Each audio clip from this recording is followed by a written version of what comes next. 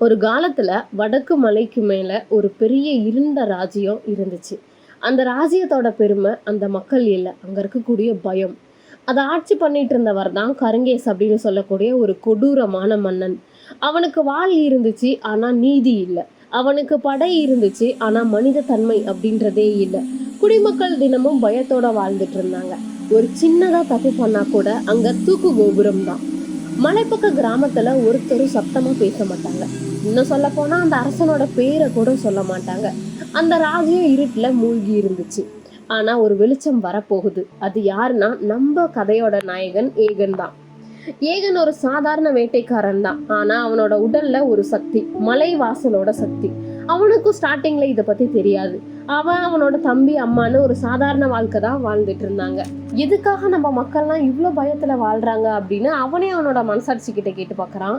ஒரு நாள் கிராமத்துக்கு அரசரோட படைகள்லாம் வந்து பொருட்களை கொள்ளையடிக்கிறாங்க. ஏகன் அதை தடுக்கிறான். அவன் கையில வெறும் மரக்குச்சி மட்டும்தான் இருக்கு. எதிரில் பார்த்தா இரும்பு வாள்கள். படை தளபதி கோபமா சொல்றான், ஒரு கிராம பையன் மன்னனுக்கு எதிரா